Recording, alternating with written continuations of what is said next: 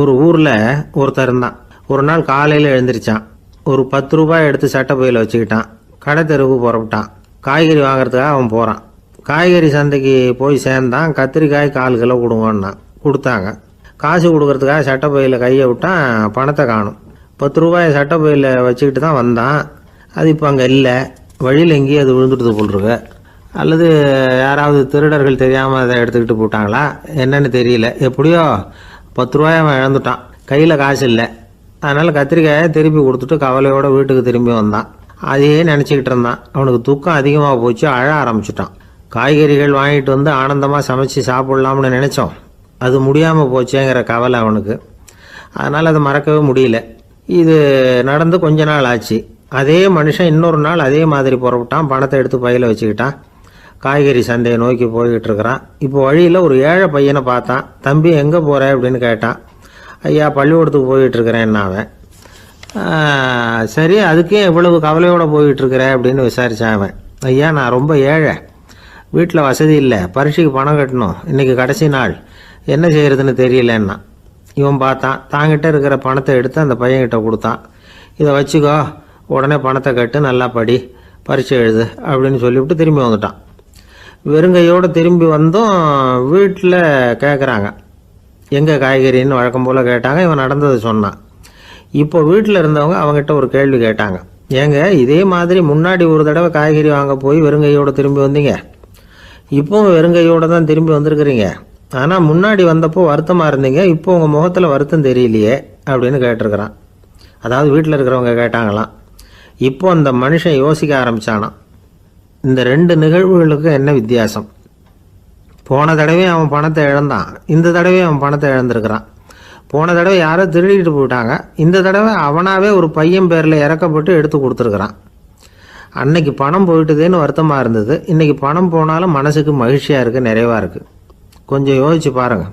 பணத்தை இழந்தது மகிழ்ச்சிக்கோ வருத்தத்துக்கோ காரணமாக இருக்க முடியாது. அப்படின்னா வேற எது காரணம்? அன்றைக்கு பணத்தை இழந்துட்டேன்னு அழுதான், இன்றைக்கு பணத்தை இழந்தாலும் மகிழ்ச்சியாக இருக்கிறான்.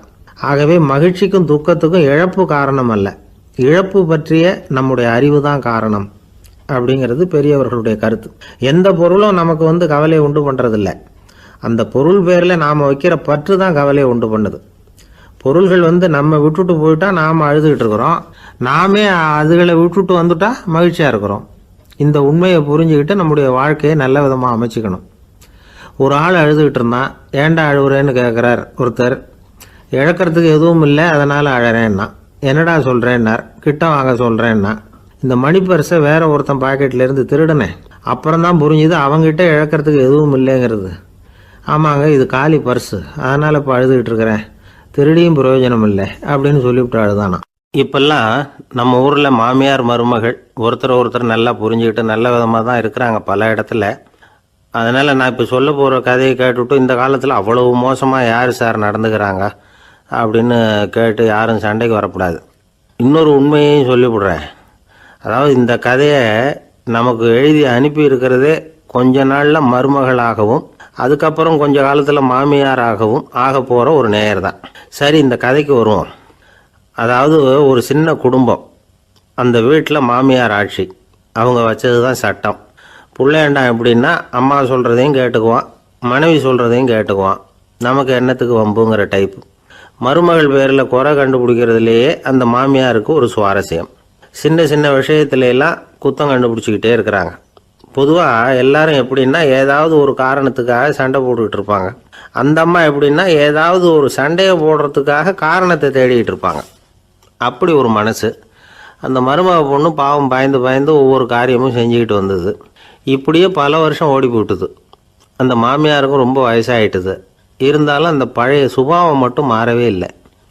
திடீர்னு ஒரு நாள் பக்கவாதம் வந்து அந்த அம்மாவுக்கு ஒரு பக்கம் கை கால் இழுத்துக்கிட்டுது. வாய் சுத்தமாக பேச முடியாமல் போயிட்டுது.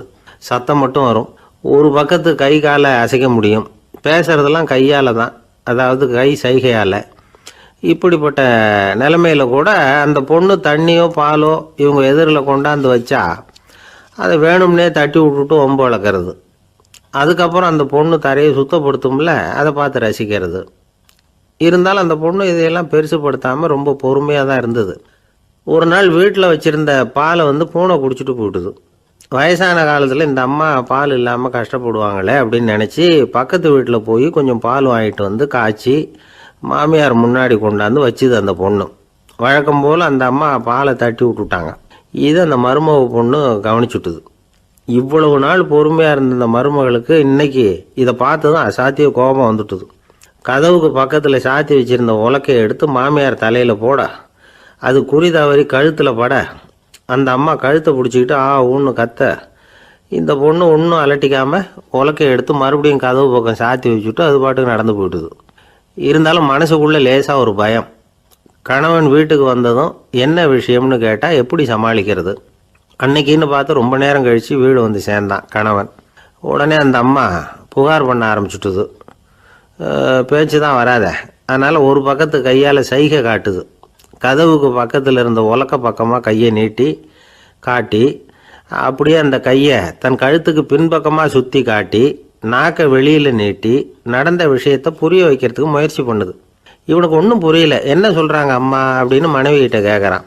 அதுக்கு அந்த பொண்ணு ரொம்ப புத்திசாலித்தனமா, என்னங்க உங்கள் அம்மா சொல்கிறது உங்களுக்கு இன்னும் புரியலையா? அவங்க உங்களை பார்த்து என்ன சொல்கிறாங்கன்னா, ஏண்டா உலக்க மாதிரி நிற்கிற, சாக போகிற எனக்கு சங்கிலி எதுக்கு, என் கழுத்தில் கிடக்கிற இந்த சங்கிலியை கழட்டி என் மருமக கழுத்தில் போடுறா அப்படின்னு சொல்கிறாங்க அப்படின்னு தான். ஓ அப்படியா விஷயம்னு சொல்லி அம்மா கழுத்தில் இருந்த சங்கிலியை எடுத்து மனைவி கழுத்தில் போட்டுட்டு, அம்மா உன் விருப்பப்படியே போட்டாச்சு, இனிமேலாவது நிம்மதியாக படுத்து தூங்கு அப்படின்னு சொல்லிவிட்டு உள்ளே போயிட்டான். பார்த்தீங்களா கதையை? அதனால தான் மாமியார்கள் சைகை காட்டுறதுன்னா கூட இனிமேல் ஜாக்கிரதையாக இருக்கணும். இந்த உலகத்தில் உண்மையாகவே வேதாந்தம் பேசுகிறவங்களும் உண்டு, உள்ளுக்குள்ளே வேற மாதிரி இருந்துக்கிட்டு வெளியில் வேதாந்தம் பேசுகிறவங்களும் உண்டு. ஒரு ஆள் இருந்தார். அவரும் ஒரு கடை வச்சு வியாபாரம் பண்ணிக்கிட்டு இருந்தார். மகா கஞ்சன், யாருக்கும் எந்த உதவியும் செய்ய மாட்டார். எச்சில் கையென்ன ஈர கையை கூட உதற மாட்டார். அப்படிப்பட்ட மனுஷன். அந்த ஊருக்கு ஒரு முனிவர் வந்துக்கிட்டு இருந்தார். வருஷத்துக்கு ஒரு தடவை வருவார். ஒரு நாள் 2 நாள் இருப்பார், அப்புறம் போயிடுவார். அந்த முனிவர் வர்றப்போலாம் இந்த ஆள் எழுந்திரிச்சு ஓடி போய் அவரை வரவேற்பான். ரொம்ப பெரிய வேதாந்தி மாதிரி அவர்கிட்ட பேசிக்கிட்டு இருப்பான். காயமே இது பொய், வெறும் காற்றடைத்த பையும்மா, தர்மம் தலைகாக்கும்மா, பணம் என்ன சார் பணம், இன்னைக்கு ஒருத்தன் கையில் இருக்கும், நாளைக்கு ஒருத்தன் கையில் இருக்கும், எல்லாம் மாயம், எனக்கு தான் இன்னமும் இந்த சம்சார பந்தத்திலிருந்து விடுபடுறதுக்கு நேரம் வரலேம்மா. அந்த முனிவரும் இந்த ஆள் இப்படி சொல்கிறத கேட்ட உடனே, ஏப்பா அப்படி சொல்கிற, இப்போ கூட நீ சரின்னு சொல்லு, உனக்கு தீட்சை கொடுத்து இதிலிருந்து விடுபடுற ஞானத்தை போதிக்கிறேன் பார். உடனே அந்த ஆள் என்ன சொல்லுவான் தெரியுமா? ஐயோ சாமி, இப்போ அது எப்படிங்க முடியும், பிள்ளைங்கள்லாம் சின்ன சிறுசுங்க, அதுகளுக்கெல்லாம் ஒரு கல்யாணம் காட்சின்னு செஞ்சு கடமையை முடிச்சுட்டா நீங்கள் சொல்கிறபடி செஞ்சு விடலாம்மா. சரி, இன்னும் முனிவர் போயிடுவார். அடுத்த வருஷம் வருவார். இவன் வழக்கம் போல் வேதாந்தம் பேசுவான். சரி தீட்சை கொடுக்குறேன் வா அம்பார். பேரம்பேத்தியை பார்க்கணும், கோர்ட்டில் கேஸ் ஒன்று இருக்குது, அது முடியணும் அப்படின்னு தயங்க ஆரம்பிச்சிருவான். எல்லாம் சொல்லுவான், ஆனால் குடிக்கிறதுக்கு தண்ணி கூட கொடுக்க மாட்டான். ரொம்ப வருஷம் கழித்து மறுபடியும் ஒரு நாள் அந்த ஊருக்கு முனிவர் வந்தார். இவன் கடைக்கு வந்தார். அப்புறம் அங்கே கல்லாவில் நம்ம ஆள் இல்லை, அவன் புள்ள தான் உட்காந்துருக்கிறான். அப்பாவை போலவே புள்ளையும் எழுந்திரிச்சு ஓடியாந்து முனிவரை வரவேற்றான். அப்பா எங்கன்னு விசாரிச்சார் முனிவர். ஐயோ அதை ஏன் கேட்குறீங்க சாமி, உங்ககிட்ட தீட்சை வாங்கி இந்த சம்சார பந்தத்திலேருந்து விடுதலை பெறணும்னு சொல்லிக்கிட்டே இருப்பார், அது நிறைவேறாமலே போய் சேர்ந்துட்டார். போன மாதம் ஒரு நாள் திடீர்னு நெஞ்சு வலிக்குதுன்னார், அவ்வளோதான் போட்டுன்னு போயிட்டார் அப்படின்னு புலம்புனான் பையன். இதை கேட்டதும் முனிவர் சிரிச்சாரான். அவன் எங்கடா போவான், உன் அப்பா எங்கேயும் போகல, இதோ வாழை ஆட்டிக்கிட்டு உன் காலடியிலே இருந்துக்கிட்டு இருக்கான் பார் அப்படின்னு சொல்லி அங்கே நின்றுக்கிட்டு இருந்த ஒரு நாயை சுட்டி காட்டினாரான். என்ன சாமி சொல்கிறீங்க அப்படின்னு ஆச்சரியமாக கேட்டிருக்கான் பையன். உடனே முனிவர் அந்த நாயோட தலையில் ஒரு தட்டு தட்டி பேசுகிறா அப்படின்னாரான். உடனே அந்த நாய் வேதாந்தம் பேச ஆரம்பிச்சுட்டு தான். காயமே இது போய் வெறும் காற்றடைத்த பை அப்படின்னு தான். முனிவர் சொன்னார், அடே இப்போவும் ஒன்றும் கெட்டு போகல, நீ விரும்புனா சொல்லு, உனக்கு தீட்சை கொடுத்து என் பின்னாடியே அழைச்சிட்டு போயிடுறேன், அங்கே அழைச்சிட்டு போய் உனக்கு ஞானத்தை போதிக்கிறேன், வர்றியா அப்படின்னு கேட்டிருக்கார். உடனே அந்த நாய் சொல்லிச்சான், ஐயோ அதை ஏன் கேட்குறீங்க சாமி, நான் உண்ணாமல் தின்னாமல் ஏராளமான சொத்து சேர்த்து வச்சுட்டேன், என் பிள்ளைங்க அதோட பெருமை தெரியாமல் ராத்திரி நேரம்லாம் கதவை திறந்து போட்டுட்டு தூங்கிடுவாங்க, அதனால் இப்படி நாயாக பிறந்து ராத்திரி பகலாக சுற்றி சுற்றி காவல் காத்துக்கிட்டு கிடக்கிறேன், இப்போ எப்படி சாமி வர முடியும் அப்படின்னு கேட்டுதான். அறியாமையிலேயே சுகம் கண்டு இப்படி இருக்கிற ஆளுங்களுக்கு எப்படி விடுதலை கிடைக்கும், எப்போ விடுதலை கிடைக்கும் அப்படின்னு கேட்குறார் தசாவதானி திருக்குறள் பேர் ராமையா. அவர் கேட்குறது நியாயம் தானே. இந்த காலத்து பையன் ஒருத்தன் அப்பா கிட்ட சொன்னான், அப்பா இன்றைக்கி நான் ₹1 மிச்சப்படுத்தி விட்டேன் அப்படின்னு. நானும் அப்படியா என்னடா பண்ணேன்னு கேட்டிருக்கார் அப்பா. டவுன் பஸ்ஸில் ஏறாமல் அது பின்னாடியே ஓடியாந்தேன், ₹1 மிச்சம் தானே அப்படின்றான். அட பாவி, ஒரு ஆட்டோ பின்னாடி ஓடியாந்துருந்தா ₹10 மிச்சமாயிருக்குமே, வேஸ்ட் பண்ணிட்டியே அப்படின்னாராம் அந்த அப்பா. ஒரு கடற்கரை ஓரம், அங்கே ஒரு சின்ன கிராமம். அந்த கிராமத்தில் ஒரு சின்ன பள்ளிக்கூடம். கடற்கரை ஓரத்தில் உள்ள ஒரு விடுதியில் ஓய்வுக்காக ஒருத்தர் வந்து தங்கியிருக்கிறார். பள்ளிக்கூடத்தில் ஏதோ விழா நடக்கிறது மாதிரி தெரிஞ்சுது. உடனே அவர் அந்த பக்கமாக வந்தார். இங்கே என்ன நடக்குதுன்னு விசாரித்தார். பள்ளி ஆண்டு விழா நடக்குதுன்னாங்க. உடனே போனார். கண்காட்சி ஒன்று வச்சுருந்தாங்க. உள்ளே போய் பார்த்தார். பள்ளிக்கூடத்தில் படிக்கிற மாணவர்களே சொந்தமாக தயார் பண்ண பொருள்களை காட்சிக்கு வச்சுருக்கிறாங்க. அந்த ஊர் மக்கள்லாம் அதை கூட்டம் கூட்டமாக போய் பார்த்துக்கிட்டு இருக்கிறாங்க. இவரும் ஆர்வமாக அதையெல்லாம் பார்த்துக்கிட்டே போகிறார். ஒரு இடத்துல ஒரு சின்ன ரயில் செஞ்சு வச்சுருந்தாங்க, மாணவர்களே தயார் பண்ணது. மின்சாரத்தால் அது ஓடுறது மாதிரி பண்ணி வச்சுருந்தாங்க. அதில் ஒரு சின்ன பொத்தான் இருக்கும், அது அமுக்குனா ரயில் ஓடும், சுற்றி சுற்றி வரும். மாணவர்கள் எதிரில் நின்று அதுக்கு விளக்கம் கொடுத்துக்கிட்டு இருக்கிறாங்க. இவர் அதை கவனித்தார். ரயில் ஓடுறத பார்த்தார். அங்கே நின்றுக்கிட்டு இருந்த மாணவர்கள்கிட்ட விளையாட்டாக கேட்டார், ஏப்பா இந்த ரயில் எதனால் ஓடுது அப்படின்னு கேட்டார் இவர். சக்தியினால் ஓடுது அப்படின்னாங்க மாணவர்கள். அது என்ன சக்தின்னு கேட்டார். அதுக்கு பேர் மின்சாரம் அப்படின்னாங்க. சரி, நீங்கள் மின்சாரத்தை பார்த்துருக்குறீங்களா அப்படின்னார். நாங்கள் பார்த்தது இல்லைங்க, ஆனால் இதை செய்யறதுக்கு எங்களுக்கு உதவி பண்ண ஆசிரியர் ஒரு பட்டதாரி, ஒரு கால் அவர் பார்த்துருக்கலாம் அப்படின்னாங்க. அவர் எங்கே இருக்காருன்னு கேட்டார். இதோ அழைச்சிட்டு வர்றோம்னு ஓடினாங்க. அவரை அழைச்சிட்டு வந்தாங்க. அவர்கிட்ட ஒரு பெரியவர் கேட்டார், மின்சாரத்தை நீங்கள் பார்த்துருக்குறீங்களா அப்படின்னு. மின்சாரத்தை பார்க்குறதாவது நான் பார்த்ததே இல்லை. நான் பார்த்தது அது செயல்படுற விதத்தை தான். அது விளக்கை வந்து எரிய வைக்குது, ரயிலை ஓட வைக்குது, இது மாதிரி எத்தனையோ எந்திரங்களை வந்து செயல்பட வைக்குது. ஆனால் உண்மையிலேயே அது என்னன்னு எனக்கு தெரியாது. ஒருவேளை இந்த பள்ளிக்கூடத்து தலைமை ஆசிரியருக்கு தெரிஞ்சிருக்கலாம், ஏன்னா அவர் ஒரு மேல்நிலை பட்டதாரி அப்படின்னாராம் அவர். சரின்னு போய் தலைமை ஆசிரியரை கூப்பிட்டுக்கிட்டு வந்தாங்க. அவர்கிட்டையும் இதே கேள்வி கேட்டாராம் அவர். மன்னிக்கணும், இந்த கேள்வி இதுவரைக்கும் யாரும் என்கிட்ட கேட்டதில்லை. சக்தியை யாரும் பார்க்க முடியாது, ஆனால் அது செயல்படும் விதத்தை தான் பார்க்க முடியும் அப்படின்னாராம் அவர். இப்போ இதுவரைக்கும் கேட்டுக்கிட்டு இருந்த பெரியவர் சிரித்தார். சிரிச்சுட்டு சொன்னாராம், சரி அதுக்காக ஒன்றும் கவலைப்படாதீங்க, என்னுடைய பெயர் தாமஸ் ஆல்வா எடிசன் அப்படின்னாராம். இதை கேட்டதும் அங்கே இருந்தவங்களுக்கெல்லாம் அதிர்ச்சி, ஆச்சரியம். என்னது, நீங்கள் தானே எடிசன்? நீங்கள் எவ்வளவு மின்சார கருவிகளை உண்டாக்கி இருக்கிறீங்க, நீங்களா இந்த கேள்வியை கேட்டது அப்படின்னாங்களாம். ஆமாம், நான் தான் கேட்குறேன், ஏன்னா நானே மின்சாரத்தை பார்த்தது கிடையாது அப்படின்னாராம் அவர். அன்புங்கிறது இப்படிப்பட்டது தாங்கிறார் ஓஷோ. அன்புங்கிறது நம்ம உடற்கூறு அமைப்பில் இல்லை, அது நம்ம உடம்புல உள்ள சுத்த சக்தியின் வெளிப்பாடு. அதை உணரத்தான் முடியுமே தவிர பார்க்க முடியாது. அன்பே உன்னை வந்து நான் என் இருதயத்தில் வச்சிருக்கிறேன் அப்படின்னுலாம் சொல்லுவான். இதெல்லாம் சும்மா. இது வந்து டாக்டர்கள் சொல்கிற இருதயம் கிடையாது. அது வந்து ரத்தத்தை தள்ளுகிற ஒரு கருவி, அவ்வளவுதான். ஞானிகள் சொல்லுகிற இதயம் வேற, அது கண்ணுக்கு புலப்படாத ஒரு சக்தி. என்னுடைய இதயம் ரொம்ப விசாலமானது சார் அப்படின்னார் ஒருத்தர். அப்படிங்களான்னு ரொம்ப மரியாதையா, ஆமாங்க டாக்டர் அப்படி தான் சொல்கிறார், கொஞ்சம் வீங்கி போய் பெருசாக இருக்குதான் அப்படின்னார். ஒரே ஒரு ஊரில் ஒரு அம்மா இருந்தாங்க. அந்த அம்மாவுக்கு ஒரே ஒரு பிள்ளையாண்டான். அவனுக்கு ரொம்ப அக்கறையோடு கல்யாணம் பண்ணி வச்சாங்க. கல்யாணம் முடிஞ்சதும் மருமக பொண்ணு வீட்டுக்கு வந்து சேர்ந்தது. அப்பாடா என் கடமை முடிஞ்சுது, இனிமேல் அக்கடான்னு எங்கேயாவது ஒரு மூலையில் படுத்து கிடக்கலாம் அப்படின்னு நினச்சாங்க அந்த அம்மா. ஆனால் நினைக்கிறபடி எங்கே நடக்குது? அதுக்கப்புறம் தான் பிரச்சனையே ஆரம்பமாச்சு. மருமகள் குணம் சரியில்லை, ஒரு மாதிரி. அந்த பொண்ணு வீட்டுக்கு வந்ததுமே முதல் வேலையாக மாமியாரை பார்த்து, அதுதான் நான் வந்துட்டேன்ல, இனிமேல் உங்களுக்கு என்ன வேலைங்க, புறப்பட வேண்டியது தானே, காசி ராமேஸ்வரம்னு எங்கேயாவது போங்க அப்படின்னுட்டு தான். மாமியார் பார்த்தாங்க, கொஞ்சம் யோசனை பண்ணாங்க. இந்த பாருமா, நீ இப்படி சொல்கிறதுக்கு முன்னாடியே வீட்டை விட்டு புறப்படணுங்கிற முடிவுக்கு நான் வந்துட்டேன். வீட்டை மட்டும் இல்லை, இந்த உலகத்தை விட்டே கூட போகிறதுக்கு தயாராக இருக்கிறேன். ஆனால் ஒரே ஒரு விஷயத்துக்காக என் உயிரை கையில் பிடிச்சிக்கிட்டு இருக்கிறேன் அப்படின்னாங்களாம். என்ன விஷயம்னு கேட்டது இந்த மருமக பொண்ணு. வேற ஒன்றும் இல்லை, என் பிள்ளைக்கு கல்யாணம் பண்ணி வச்சுட்டேன். ஒரு பேர புள்ள பிறந்து அதை என் கண்ணால் பார்த்துட்டேன்னா நான் எங்கே வேணும்னாலும் போகிறதுக்கு தயாராக இருக்கிறேன் அப்படின்னாங்களாம் அந்த மாமியார்.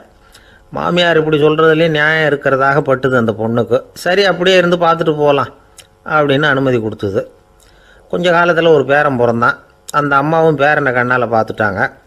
சரி பேரனை பார்த்தாச்சுல்ல, இனிமேல் புறப்பட வேண்டியது தானே அப்படின்னது மருமக பொண்ணு.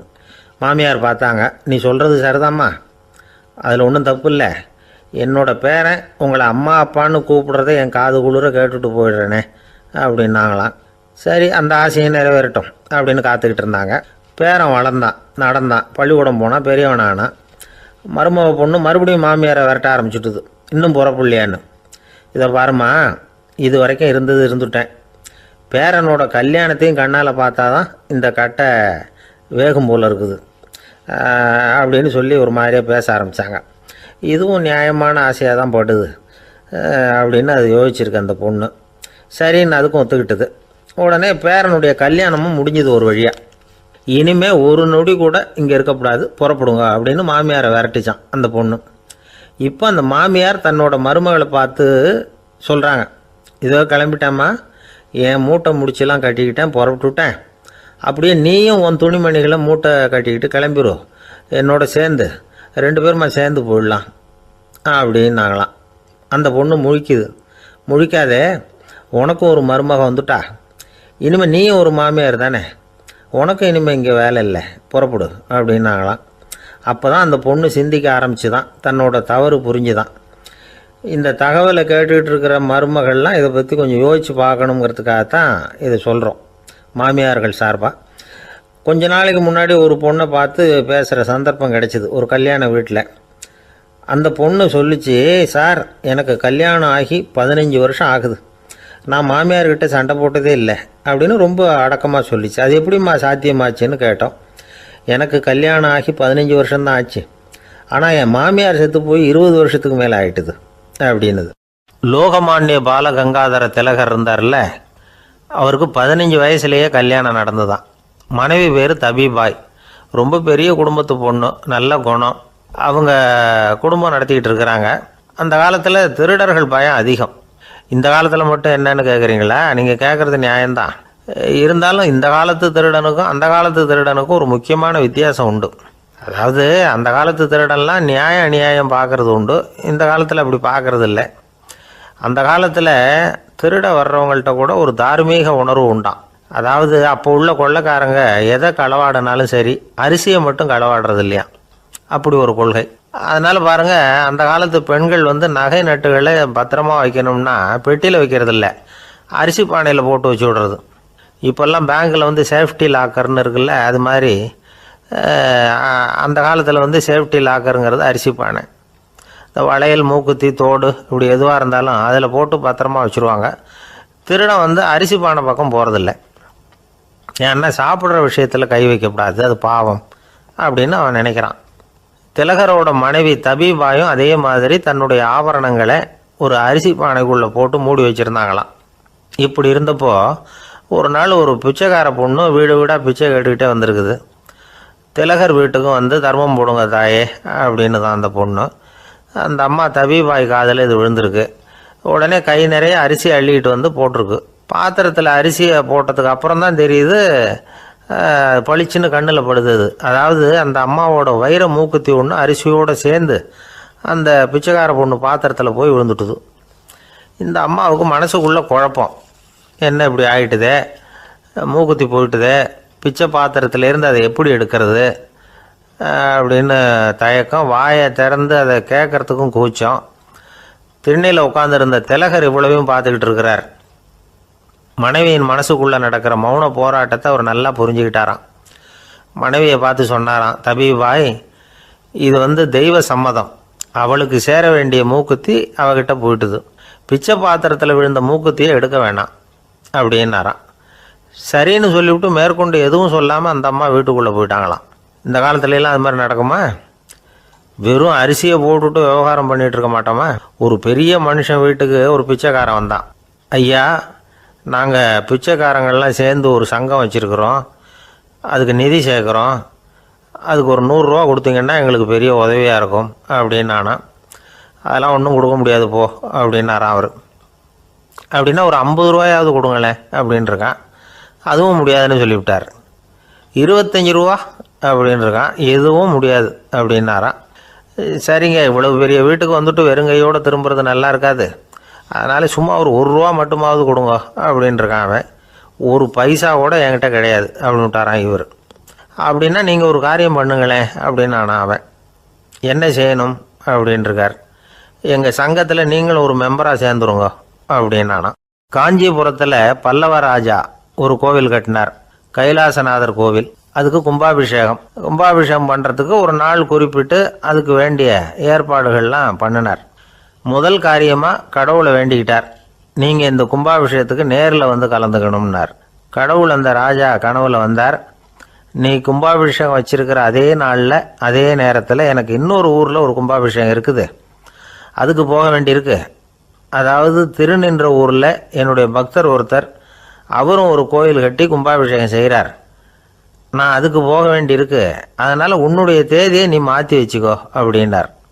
கடவுள் தான் எங்கேயும் இருக்கிறவராச்சே, அவர் நினச்சா 2 இடத்துலையும் இருந்து கோயில் கும்பாபிஷேகத்தை நடத்த முடியாதா? ஏன் அப்படி செய்யலை?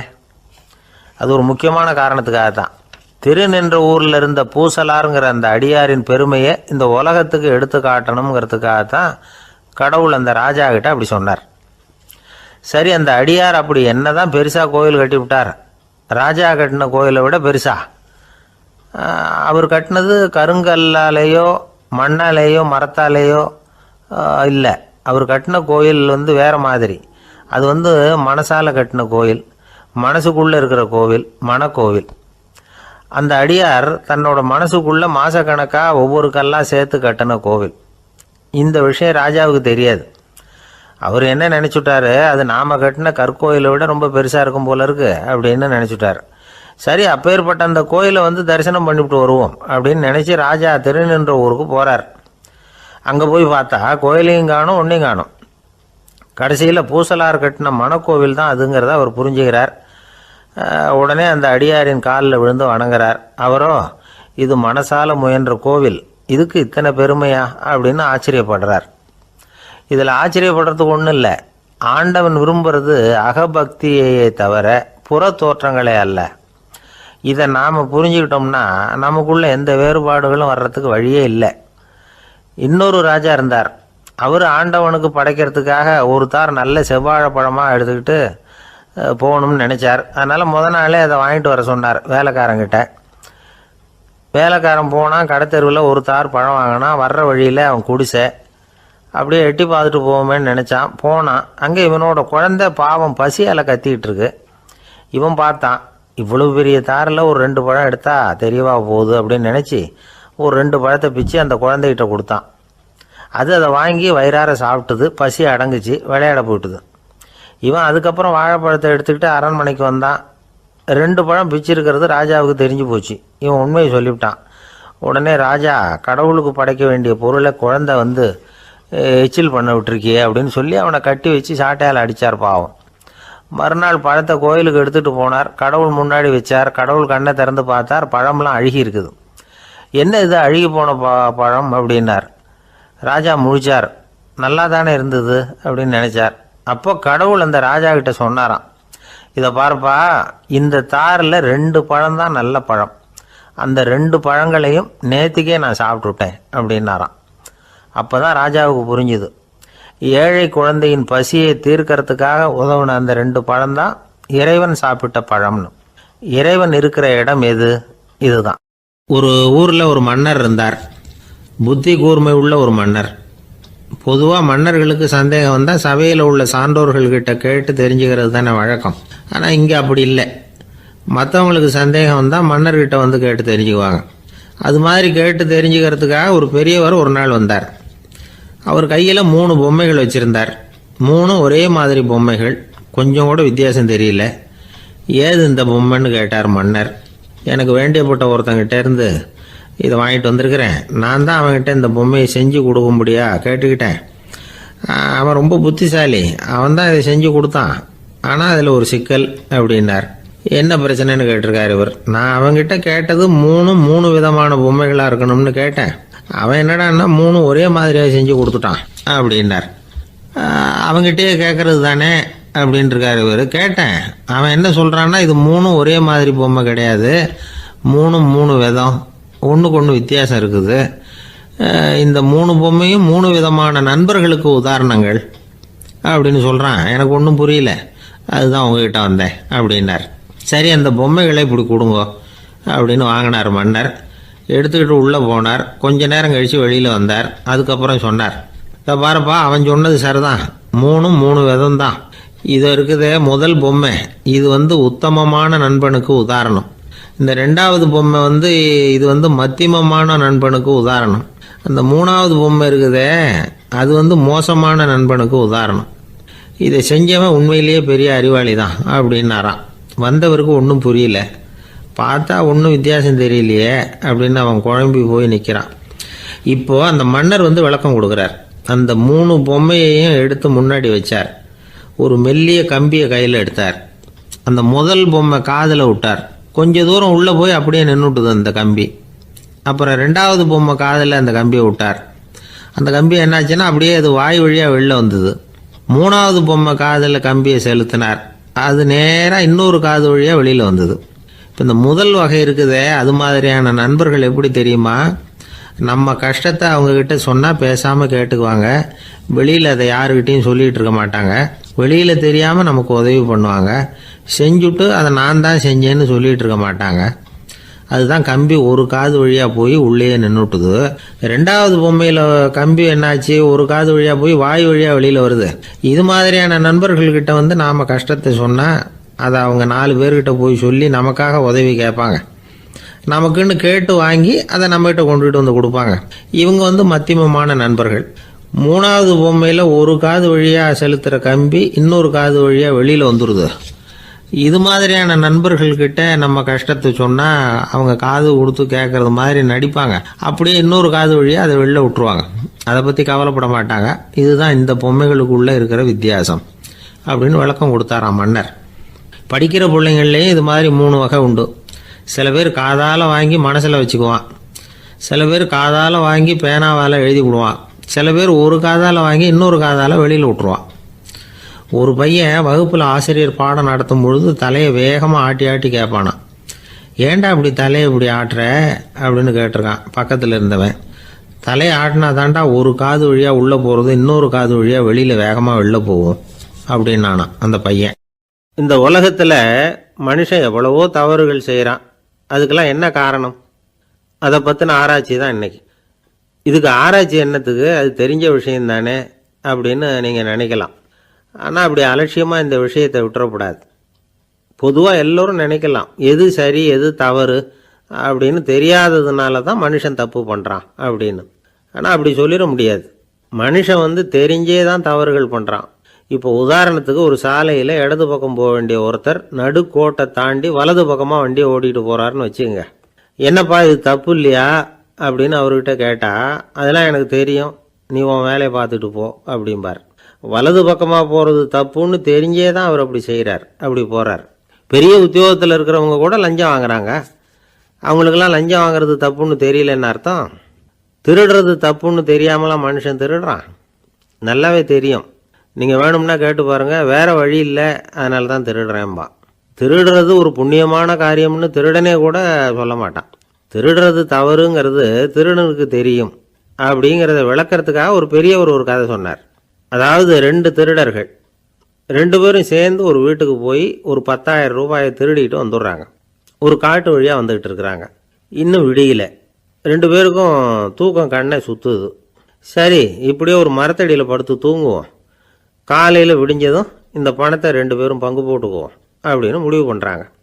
அதே மாதிரி படுத்து தூங்குறாங்க. நடு ராத்திரியில் ஒரு திருடன் முழிச்சிக்கிறான். விடிகிற வரைக்கும் காத்துக்கிட்டு இருந்தால் 5,000 ரூபா தான் கிடைக்கும், இப்போவே கம்பி நீட்டினா 10,000 ரூபா கிடைக்கும் அப்படின்னு யோசித்து பார்த்துட்டு ஒரு முடிவுக்கு வந்தான். மெதுவாக அந்த 10,000த்தையும் சுருட்டிக்கிட்டு அடுத்தவனுக்கு தெரியாமல் ஓடி போயிட்டான். விடியுது. அடுத்தவன் எழுந்திரிச்சு பார்க்குறான். பணத்தையும் காணலை, பாகஸ்தனையும் காணலை. இந்த திருடன் அந்த திருடனை திட்டுறான். திருட்டு பய, அயோக்கிய பய, இப்படி அநியாயமாக கிளப்பிட்டு போட்டானே அப்படிங்கிறான். இதுலேருந்து என்ன தெரியுது? தெரியாமல் எடுத்துக்கிட்டு போகிறது திருட்டு, அயோக்கியத்தனம், அநியாயம் அப்படிங்கிறது இவனுக்கு தெரிஞ்சிருக்குது. அதனால தான் அடுத்தவனை பார்த்து இப்படி திட்டுறான். அதனால் தெரியாததுனால மனுஷன் தவறு பண்ணுறான்னு சொல்கிறது சரியில்லை. அப்படின்னா மனுஷன் பண்ணுற தவறுகளுக்கு உண்மையான காரணம் தான் என்ன? இதே சந்தேகம் அர்ஜுனனுக்கும் வந்துதான். அதனால தான் அவன் பகவானை பார்த்து கேட்குறான், மனுஷன் தன் விருப்பத்துக்கு விரோதமாக ஏதோ ஒரு சக்தியினால பலாத்காரமாக இழுக்கப்பட்டது மாதிரி பாவம் பண்ணுறானே, அந்த சக்தி என்ன அப்படின்னு கேட்குறான். இதுக்கு பகவான் பதில் சொல்கிறார், காமமும் குரோதமும் தான் அந்த சக்திகள், அதாவது ஆசையும் சினமும். இது ரெண்டும் உன்னுடைய எதிரிகள் அப்படிங்கிறத புரிஞ்சுக்கோ அப்படிங்கிறார். இன்னமும் நுணுக்கமாக பார்த்தா காமத்தினுடைய மறு உருவங்கள் தான் குரோதமும் லோபமும். ஆசை நிறைவேறலைன்னா குரோதம், அதாவது கோபம். ஆசை நிறைவேறிட்டதுன்னா லோபம், அதாவது பேராசை. பாவத்தை கண்ட்ரோல் பண்ணணும்னா அதுக்கு மெயின் சுவிட்ச் எது அப்படிங்கிறது இப்போ தான் தெரியுது. அதுக்கு மனுஷன் தெரிஞ்சே தான் தவறு பண்ணுறான் அப்படின்னு பேசிக்கிட்டோமே. அதுக்கு ஒரு உதாரணம், ஒரு ஆள் ஹோட்டலில் சாப்பிட போனான், சாப்பிட்டு முடித்தான், எழுந்திரிச்சு முதலாளிகிட்ட பில்லை கொடுத்தான், காசை கொடுக்கல. முதலாளி பணம் கொடுன்னு கேட்டார். இவன் என்கிட்ட பணம் இல்லைன்னா. முதலாளி கொஞ்சம் கூட அலட்டிக்கல, உள்ளே இருந்து ஒரு ஆளை கூப்பிட்டார். இவனை கூப்பிட்டுக்கிட்டு போய் இட்லி மாவு ஆட்ட சொல்லுன்னார். இவனும் கவலைப்படாமல் உள்ளே போயிட்டான். அப்போது அழைச்சிட்டு போகிற ஆள் கேட்குறான், ஏன் சார் சாப்பிட்றதுக்கு முன்னாடி காசு இல்லைங்கிறது உங்களுக்கு தெரியாதா அப்படின்னு கேட்குறான். தெரியும், காசு இல்லைங்கிறதும் தெரியும், காசு இல்லாமல் சாப்பிட்டா மாவாட்டணுங்கிறதும் தெரியும் அப்படின்னா அந்த ஆள். அப்படின்னா நீங்கள் உங்கள் வீட்லேயே சாப்பிட்ருக்கலாமே அப்படின்னு கேட்குறான் அவன். அதுக்கு இவர் சொல்கிறாரு, அது எப்படி, அங்கே சாப்பிட்டாலும் நான் இதே வேலையை தானே செய்ய வேண்டியிருக்கும் அப்படின்னாராம். ஒரு ஊரில் ஒரு பெரிய செல்வந்தர் இருந்தார். பணத்துக்கு பஞ்சம் இல்லை. அதனால் இந்த உலகத்தில் முடியாத காரியம் எதுவும் இல்லைன்னு நினச்சார். பணம் இருந்தாலே அந்த நினப்பு தானாக வந்துடும். அதனால் இவரும் அப்படி நினச்சதில் ஒன்றும் தப்பு இல்லை. அந்த ஊருக்கு குருநானக் ஒரு தடவை வந்தார். அவருக்கு இந்த செல்வந்தர் ரொம்ப பிரமாதமாக ஒரு வரவேற்பு கொடுத்தார். ஊர் எல்லையிலேயே எங்கள் வீட்டுக்கு விருந்து சாப்பிட்டுட்டு போகணும்னு கேட்டுக்கிட்டார். அவரும் சரின்னு ஒத்துக்கிட்டார். உடனே தன்னுடைய பங்களாவில் ஒரு பெரிய விருந்துக்கு ஏற்பாடு பண்ணார்.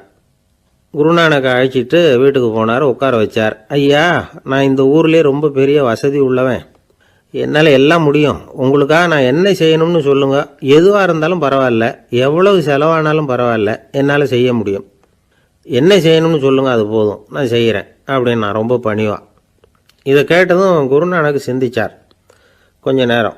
அதுக்கப்புறம் தன்னோட சட்டை பைக்குள்ளே கையை விட்டு ஒரு பழைய ஊசி ஒன்று எடுத்தார்.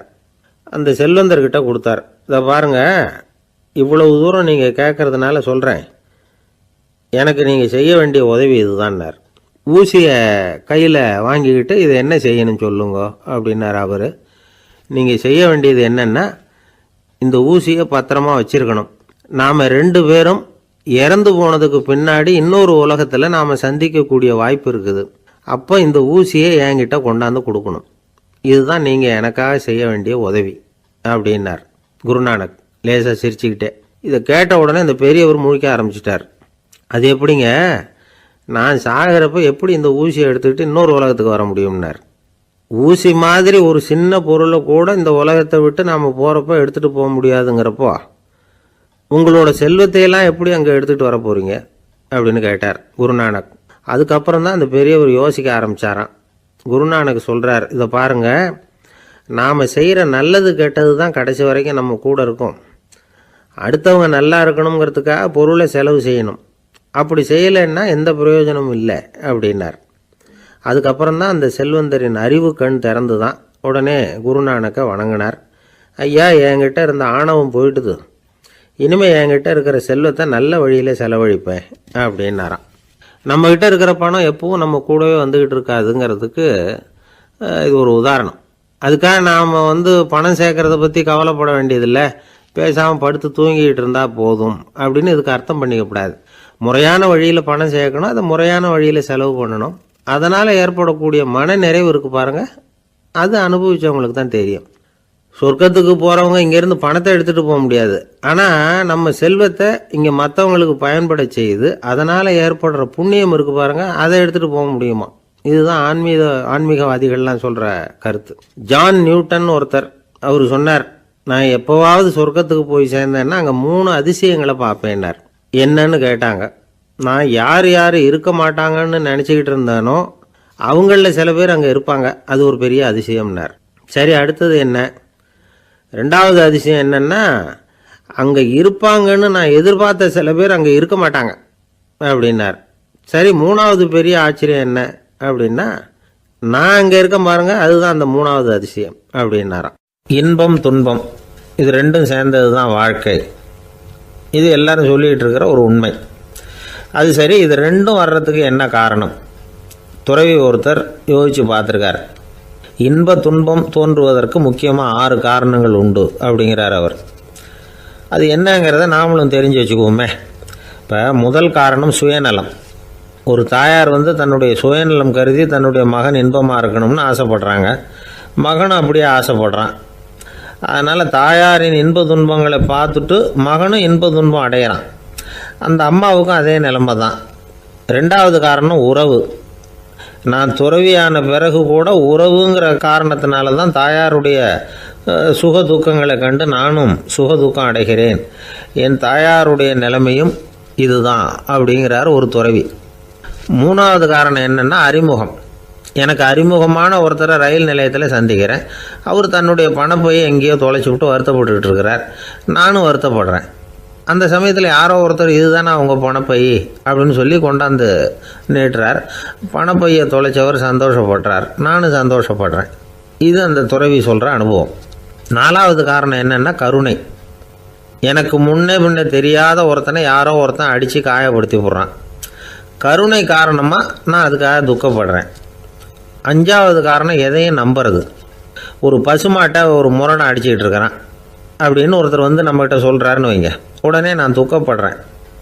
இன்னொருத்தர் அந்த முரணனை போலீஸ்காரங்க பிடிச்சிட்டு போயிட்டாங்கன்னு சொல்கிறாரு, நான் உடனே சந்தோஷப்படுறேன். மூணாவதாக ஒருத்தர் முதல் 2 பேரும் சொன்னது பொய்யுங்கிறார். அப்போ நான் இன்ப துன்பம் ரெண்டுமே இல்லாமல் நிம்மதியாக இருக்கிறேன். இது ஒரு விதம். அடுத்தது 6வது காரணம் என்னென்னா தன்மயமாகுதல். ஒரு நாவல் படிச்சுக்கிட்டு இருக்கிறோம், அதில் வர்ற பாத்திரங்களோட நாம் ஒன்றி போயிடுறோம். அதில் வர்ற பாத்திரங்கள் சிரிச்சுதுன்னா நாமளும் சிரிக்கிறோம், அது அழுதுன்னா நாமளும் அழறோம்.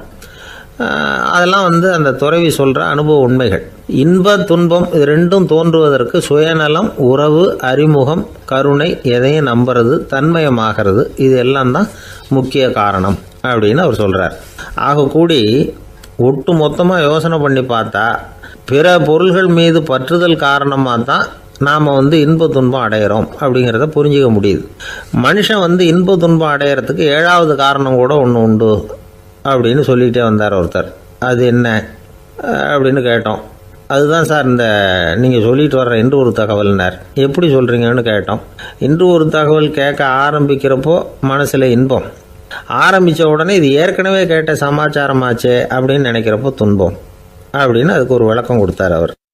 வயிறு பசிக்குதேங்கிறது சிலரோட கவலை, வயிறு பசிக்க மாட்டேங்குதே அப்படிங்கிறது சில பேரோட கவலை. 2 விதமான கவலைக்கும் வயிறு தான் காரணமாக இருக்குது. வயிறு பசிச்சதுன்னா அது இயற்கை, வயிறு பசிக்கலைன்னா அது வியாதி. ஆனால் பசியையும் நாம் பசிப்பிணி அப்படின்னு தான் சொல்லுவோம். என்ன காரணம்? வியாதியை போக்க வேண்டியது எவ்வளவு முக்கியமோ அதை விட முக்கியம் பசியை போக்க வேண்டியது. ஒரு சமுதாயத்தில் பசிப்புணியே இருக்கக்கூடாது, அதுதான் நல்ல சமுதாயம். பசியை போக்கணும்னா சாப்பாடு போடணும், பசியின்மையை போக்கணும்னா வைத்தியம்தான் பண்ணணும். இது சம்பந்தமாக எவ்வளவோ ஆராய்ச்சிகள் நடக்குது, நிறைய மருந்து கண்டுபிடிச்சிருக்கிறாங்க. நம்ம உடம்பில் பசியை தூண்டக்கூடிய பகுதி எது, இதை முதல்ல தெரிஞ்சுக்கணும் இல்லையா? நாம் சாப்பிட்ற ஆகாரம் செரிக்கிறதுக்கு எது காரணம் தெரியுமா? நம்ம மூளையோட பின்பகுதி தான் அதுக்கு காரணமாக இருக்குதாம். மூளையின் பின்பகுதியில் நரம்பு செல்களால் ஆன 2 வகையான ஆரக்சின்கள் தான் பசியை உண்டாக்குது அப்படின்னு கண்டுபிடிச்சிருக்கிறாங்க. 2 ஆய்வாளர்கள் இதை கண்டுபிடிச்சிருக்காங்க. அவங்க 2 பேரும் டெக்சாஸ் பல்கலைக்கழகத்தில் ஹார்வர்டு ஹக்ஸ் மருத்துவ கல்வி நிலையத்தில் பணிபுரிகிறவங்களாம். உண்பது தேவைங்கிறது உணரப்படும் போது மூளையின் அந்த குறிப்பிட்ட பகுதி ஆரக்சின் அப்படிங்கிற ஹார்மோன்களை சுரக்கும். அது பசி உணர்வை தூண்டும் அப்படிங்கிறது தான் அந்த ஆய்வாளர்களின் கண்டுபிடிப்பு. இந்த ஆரக்சின் வேறு சில உயிரினங்கள்லேயும் உண்டு. இப்போ எலிகளில் கூட இது இருக்குது. அதனால் எலிகளை வச்சு இது சம்மந்தமாக ஆராய்ச்சி பண்ணாங்க. எலிகள் உடம்பில் ஆரக்சினை செலுத்தி பார்த்தாங்க. உடனே என்னாச்சு தெரியுமா? அந்த எலியெல்லாம் பசியால் துடிக்க ஆரம்பிச்சுட்டுது. எதையாவது தின்னு பசியை தீர்த்தா போதுங்கிற அளவுக்கு அந்த எலிகள்லாம் அல்லாட ஆரம்பிச்சுட்டுது. இயல்பாக சாதாரணமாக அந்த எலிகள் எவ்வளவு சாப்பிடுமோ அது மாதிரி 8 முதல் 10 மடங்கு அதிகமான ஆகாரத்தை 1 மணி நேரத்துக்குள்ளே சாப்பிட்டு தீர்த்துட்டு தான். சில எலிகளின் மூளையில் இந்த ஆரக்சின் அளவை கட்டுப்படுத்தி பார்த்துருக்குறாங்க. உடனே என்னாச்சு தெரியுமா, அதெல்லாம் சாப்பாட்டை கண்டால் முகத்தை திருப்பிட்டு போக ஆரம்பிச்சுட்டு தான். அந்த எலிகளுக்கு பசி எடுக்கலையா. இந்த ஆராய்ச்சியின் அடிப்படையில் பசியை எடுக்காமல் இருக்கிற மனிதர்களுக்கும் பசியை தூண்ட முடியும் அப்படின்னு சொல்லி ஆராய்ச்சியாளர்கள் தெரிவிச்சிருக்கிறாங்க. ஆக ஆரக்சின் தான் பசிக்கு காரணம்ங்கிறது தெரிஞ்சு போச்சு. சரி, இந்த ஆரக்சின் அப்படின்னா என்ன? அது ஒரு கிரேக்க சொல். அதுக்கு பசின்னு அர்த்தம். நம்ம ஆளுங்களுக்கெல்லாம் பசியை தூண்டுறதுக்கு மருந்து தேவையில்லை, பசியை குறைக்கிறதுக்கு தான் மருந்து தேவை. ஒரு அம்மா டாக்டரை தேடி வந்தாங்களாம். டாக்டர், எங்கள் வீட்டுக்காரருக்கு திடீர்னு அகோர பசி, நிறைய சமைச்சு போடுறேன், அவ்வளவையும் சாப்பிட்டுட்டு கீழே கிடக்கிற குப்பை கூலங்களையும் எடுத்து சாப்பிட ஆரம்பிச்சுட்றார், என்னன்னு கவனித்து பாருங்கள் அப்படின்னாங்களாம். எவ்வளோ நாளாக அப்படி இருக்குதுன்னு கேட்டிருக்காரு டாக்டர். 1 வாரமாக அப்படி இருக்குதுன்னாங்களாம். இவ்வளவு நாளாக ஏன் சும்மா இருந்தீங்க, ஆரம்பத்திலே இங்கே அழைச்சிட்டு வர வேண்டியது தானே அப்படின்னாரான் டாக்டர். அது ஒன்றும் இல்லை டாக்டர், வீடு பூரா சுத்தமாகட்டுமேன்னு பார்த்துக்கிட்டு இருந்தேன் அப்படின்னாங்களாம் அந்த அம்மா. ஒரு மாணவனை பார்த்தேன், என்ன தம்பி படிப்புலாம் எப்படி இருக்குது அப்படின்னு விசாரித்தேன். அவன் ரொம்ப அழுத்துக்கிட்டான். நான் நல்லா தான் சார் படிக்கிறேன், இருந்தாலும் புத்தியில் சரியாக ஏற மாட்டேங்குது சார் அப்படின்னா. சரி, இவனும் நம்ம ரகம்தான் அப்படின்னு சொல்லி முடிவு பண்ணிக்கிட்டோம். கல்வி கற்கக்கூடிய ஒரு மாணவன் சம்பந்தப்படுற புத்திகள் பல வகை. அதை பற்றி ஒரு பெரியவர் விளக்கி இருக்கிறார். மிருத்து புத்தின்னு ஒன்று இருக்குதான். மிருத்துன்னா மண்ணால் செவுறு கட்டுறோம்ல, மண் சுவரில் ஆணி அடிக்கிறதும் சுலபம், அதை பிடுங்கி எடுக்கிறதும் சுலபம். அது மாதிரி சில பேர் குரு சொல்லி கொடுக்குறத சுலபமாக கேட்டு தெரிஞ்சு வச்சுக்குவாங்க, கொஞ்ச நேரத்தில் சுலபமாக மறந்தும் போயிடுவாங்க. இது மிருத்து புத்தின்னு பேர், மண் புத்தி. தாரு புத்தின்னு ஒன்று உண்டான். தாருன்னா மரம். அதில் பச்சை மரத்தில் ஆணி அடிக்கிறது சுலபம், ஆனால் அதை எடுக்கிறது கஷ்டம். அது மாதிரி ஆசிரியர்கிட்டேருந்து கேட்டதை கவனமாக மனசில் பதிய வச்சுக்கிட்டு அதை மறக்காமல் இருக்கிறது தாரு புத்தி. பட்டை மரமாக இருந்தால் அதில் ஆணி அடிக்கிறதும் கஷ்டம், அடிக்கிற ஆணியும் சீக்கிரம் நழுவிடும். அது மாதிரி கேட்குற விஷயம் மனசில் பதியறதும் கஷ்டம், அப்படியே பதிஞ்சாலும் அது நீடிச்சு இருக்கிறதும் கஷ்டம், கொஞ்ச காலத்தில் மறந்துடும். இன்னொரு வகை புத்தி ஒன்று உண்டு, அதுக்கு பேர் சிலா புத்தின்னு பேர். சிலான்னா கல். ஒரு கருங்கல்லில் 4 துளையை போட்டு ஒரு துளையில் உளியை வச்சு அடித்தா மற்ற துளை வழியாகவும் பிளந்து கல் 2ஆயிடும். அது மாதிரி சந்தியான இடங்களில் குறிப்பாக ஒரு பொருளை சொன்னால் அதை வச்சுக்கிட்டு மற்றதையும் தெரிஞ்சுக்கிறது, அது சிலா புத்தின்னு பேர். வேணு புத்தின்னா என்ன தெரியுமா? வேணுன்னா மூங்கில் கணுவில் ஒரு பக்கம் உளியை வச்சு அடித்தா 2 பக்கமும் பிளந்துடும். அது மாதிரி ஒரு செய்தியை கேட்டுக்கிட்டு இருக்கிறப்பவே அதோட முன்பின் தொடர்களையும் தெரிஞ்சுக்கணும், அது வேணு புத்தி. தைல புத்தின்னு ஒன்று உண்டு. தைலம்ங்கிறது எண்ணெய். தண்ணியில் ஒரு துளி எண்ணெயை விட்டால் அது தண்ணி பூரா பரவி போடுதில்ல, அது இப்படி பரவுறது மாதிரி ஆசிரியர் சுருக்கமாக ஒரு கருத்தை சொன்னால் அதை வச்சுக்கிட்டு பூரா விஷயங்களையும் தெரிஞ்சுக்கணும், அது தைல புத்தி. கற்பூர புத்தின்னு ஒன்று கேள்விப்பட்டிருக்கோம். அது எப்படின்னா, கற்பூரம் தீ பட்ட உடனே பிடிச்சிக்கும். ஆசிரியர் சொன்ன உடனே நுண்ணறிவோட பாடங்களை புரிஞ்சுக்கிறது இந்த வகை புத்தி. கரி புத்தின்னு ஒன்று. அது எப்படின்னா, கரியில் நெருப்பை வச்சு விசிறிய பிறகு அதுக்கப்புறம் அது கறி நெருப்பாகும். அது மாதிரி காலம்பரை சாயந்தர வேலைகளில் ஆசிரியர் பாடம் சொல்லி கொடுப்பார், அதை கொண்டு புரிஞ்சுக்கிறது இந்த வகை. கதலித்தண்டு புத்தின்னு ஒன்று சொல்லுவாங்க. கதலிங்கிறது வாழை மரம். வாழைத்தண்டில் தீ வைக்கிறது எவ்வளவு சிரமமோ அவ்வளவு சிரமத்தோடு கல்வி கற்கிறது கதலித்தண்டு புத்தி. இதை தவிர இன்னும் சில வகையான மாணவர்களை கூட அடையாளம் காட்டுறாங்க. ஆசிரியர் சொன்னதில் நல்லதை மட்டும் எடுத்துக்கிறவன் அன்னம். ஆசிரியர் கிடைச்ச இடத்துல பாடத்தை கேட்டுக்கிட்டு பிறகு தனியாக உட்காந்து சிந்திக்கிறவன் பசுமாடு. அப்படி தானே, புல் கண்ட இடத்துல மேயும், அதுக்கப்புறம் நிதானமாக அசை போட்டுக்கும். ஆசிரியர் சொன்னதை தவிர வேறு எதையும் சொல்ல முடியாதவன் கிளி. பல இடங்களில் பாடங்கள் கேட்டு கடைசியில் ஒன்றும் புரியாமல் போகிறவன் ஆடு ஒரு செடியில் வயிறார மேயாது, ஒரே செடியில் இக்கரைக்கு அக்கறை பச்சைன்னா அங்கேயும் இங்கேயும் அலைஞ்சிக்கிட்டே இருக்கும். சில பேருக்கு எருமைன்னு பேர். எருமை எப்படின்னா குளத்து நீரை கலக்கி தான் குடிக்கும். அது மாதிரி ஆசிரியர் மனசை நோக செய்து பயில்கிற மாணவர்கள்லாம் இந்த ரகம். இவ்வளவுலாம் இருந்தாலும் இந்த காலத்து மாணவர்கள்லாம் ஒரு தனி ரகம். ஒரு ஆசிரியர் வகுப்பில் பாடம் நடத்திக்கிட்டு இருந்தார். இலக்கண வகுப்பு. இறந்த காலம், நிகழ்காலம், எதிர்காலம், past tense, present tense, future tense, இதை பற்றிலாம் பாடம் நடத்துகிறார். எல்லாம் சொல்லி கொடுத்துட்டு இப்போ நான் ஒரு வாக்கியம் சொல்லுவேன், அது என்ன காலம் அப்படிங்கிறத நீங்கள் சொல்லணும்னார் ஆசிரியர். சரின்னாங்க மாணவர்கள்லாம்.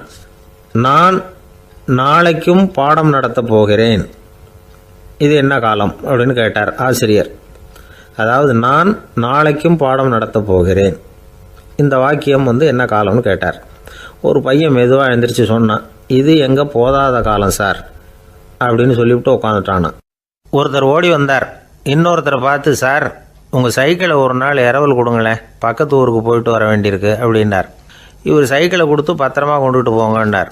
சார் இதை பத்திரமா கொண்டு போகிறேன், கவலையே வேணாம், ஏன்னா இது உங்களோட சைக்கிள் அப்படின்னு நான் நினைக்கல, என்னோட சைக்கிளாக நினைக்கிறேன் அப்படின்னார். அதுக்கப்புறம் தான் இவருக்கு உண்மையாகவே பயம் வந்துட்டுது. ஏன்னா அவர் சொன்னது மாதிரி அதை தன்னோட சைக்கிளாகவே நினச்சி தள்ளிட்டு போட்டால் என்ன பண்ணுறது? எது எதை நம்முடையதாக நினைக்கணுங்கிறதுக்கு ஒரு வரையறை இருக்குது. சில பேர் ஆஃபீஸையே வீடாக நினச்சி விடுறது உண்டு. அப்படிப்பட்டவங்க கூட வீட்டை ஆஃபீஸாக நினைக்கிறதில்ல. ஏன்னா வீட்டில் இவர் ஆஃபீஸராக நடந்துக்க முடியறதில்ல. இதெல்லாம் ஒரு பக்கம் இருக்கட்டும், இப்போ விஷயத்துக்கு வருவோம். பொறியியல் மேதை டாக்டர் விஸ்வேஸ்வரய்யா இருந்தார் இல்லையா, பாரத ரத்னா விருதெல்லாம் கொடுத்தாங்களே. ஆஃபீஸ் வேலை வேறு, சொந்த வேலை வேறு அப்படிங்கிறதுக்கு ஒரு உதாரணமாக இருந்தவர் அவர். மைசூர் மகாராஜா கிட்ட திவானாக இருந்தார். அவர் ஒரு நாள் அரசாங்க வேலை காரணமாக வெளியூர் போயிருந்தார். ஹாசன்கிற ஊருக்கு பக்கத்தில் ஒரு பயண மாளிகை, அங்கே தங்கிவிட்டார். ராத்திரி அங்கே தங்கி இருந்துட்டு விடிஞ்சதும் ஊருக்கு திரும்புறதாக திட்டம். ராத்திரி தூங்கிறதுக்கு ரொம்ப நேரம் ஆகிட்டுது. ரொம்ப நேரம் வரைக்கும் அரசாங்க சம்பந்தப்பட்ட வேலைகளையே பார்த்துக்கிட்டு இருக்கிறார். அரசாங்க ஃபைல்கள் நிறைய இருந்தது.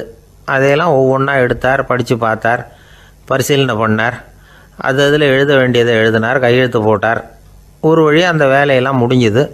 அதுக்கப்புறம் என்ன பண்ணார்னா, தன்னுடைய சூட்கேஸை திறந்தார். அதிலேருந்து 2 மெழுகுவத்தியை எடுத்து கொளுத்தி வச்சார். அந்த பயண மாளிகையில் அது வரைக்கும் எரிஞ்சிக்கிட்டு இருந்த மின்சார விளக்குகளை அணைச்சிட்டார். அதுக்கு பிறகு அந்த மெழுகுவத்தி வெளிச்சத்தில் சில புத்தகங்களை தொடர்ந்து படிக்க ஆரம்பிச்சிட்டார். அந்த பயண மாளிகையில் பணியாளராக இருந்தவர் இதை பார்த்துட்டு ஓடி வந்தார். மறுபடியும் மின் விளக்கு போடுறதுக்காக போனார். விஸ்வேஸ்வரய்யா அதை பார்த்துட்டு போட வேணாம்ட்டாராம். இது வரைக்கும் நான் அரசாங்க அலுவல்களை கவனிச்சிக்கிட்டு இருந்தேன், அதனால் மின் விளக்குகள் அப்போ எரிஞ்சதில் தப்பு இல்லை. இப்போ நான் புத்தகம் படிச்சுக்கிட்டு இருக்கேன், இது என்னுடைய சொந்த வேலை, இங்கே இருக்கிற மின் விளக்கு அதுக்காக ஏன் எரியணும் அப்படின்னு கேட்டாராம். இப்போ இருக்கிற சில அரசு பணியாளர்கள்கிட்ட இந்த சம்பவத்தை பேச்சோட பேச்சாக சொல்லி பார்த்தேன். அவங்களால இதை ஜீரணிக்கவே முடியல. நேர்மை தேவை தான் சார், அதுக்காக அவ்வளவு தூரத்துக்கு அது தேவையா அப்படிங்கிறாங்க. விஸ்வேஸ்வரய்யா அப்படி பண்ணினது தான் ஒரு நேர்மையாளர் அப்படின்னு இந்த உலகத்துக்கு நிரூபிக்கணுங்கிறதுக்காக இல்லை. தான் அப்படி நடந்து காட்டினா தன்னை சுற்றி இருக்கிறவங்களும் அதை கேள்விப்படுறவங்களும் முடிஞ்ச அளவுக்கு பொது வாழ்க்கையில் அரசு பணியில் நேர்மையை கடைபிடிக்க முயற்சி பண்ணலாமே அப்படிங்கிறதுக்காகத்தான். இப்போவும் சில பேர் இருக்கிறாங்க, இவங்க ஆஃபீஸ் வேறு வீடு வேறேன்னு நினைக்கிறதில்ல, அவ்வளோ உரிமை. ஒருத்தர் அப்படி தான், அவருக்கு அவசரமாக 5000 ரூபா தேவைப்பட்டது. ஆஃபீஸு பணத்தை எடுத்துக்கிட்டார். அந்த நேரம் பார்த்து ஆடிட் வந்துட்டுது, ஆப்பிட்டுக்கிட்டார். விசாரணை நடக்குது. அவர் சொல்கிறார், சார் நான் நேரம் காலம் பார்க்காம ஆஃபீஸில் வேலை செய்வேன், ஏன்னா அதை என்னோடய ஆஃபீஸாக நினைக்கிறேன். அவசரத்துக்கு அந்த பணத்தை எடுத்தேன், மறுபடியும் வச்சுடலாம்னு தான் இருந்தேன், அதுக்குள்ளே இப்படி ஆகிட்டுது. நீங்கள் என்ன நினச்சாலும் சரி, நான் ஆஃபீஸ் வேறு வீடு வேறு அப்படின்னு நினைக்கிறதில்ல, அது என்னோடய சுபாவம் அப்படின்னார். விசாரணை பண்ணவர் தீர்ப்பு வழங்கினார். உங்கள் சுபாவத்துக்கு மதிப்பு கொடுத்து நானும் தீர்ப்பு வழங்குறேன். நீங்கள் கொஞ்ச நாள் ஜெயிலில் இருந்துட்டு வாங்க, அது உங்களுக்கு கஷ்டமாக இருக்காதுன்னு நினைக்கிறேன்.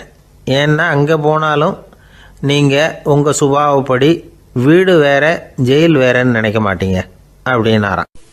ஒரு நாள் ஒரு நண்பரை சந்தித்தேன். உங்கள் வீடு எதுன்னு உங்களுக்கு தெரியுமா சார்ன்னு. அவர் என்னை ஒரு மாதிரியாக பார்த்தார். அப்புறம் சொன்னார், தெரியும் அப்படின்னாரு. சரி, உங்கள் தொலைபேசி எண் உங்களுக்கு தெரியுமான்னு. அதுவும் தெரியும்னார். உங்கள் மனைவி மக்கள் யார் யாருன்னு உங்களுக்கு தெரியுமான்னு கேட்டேன்.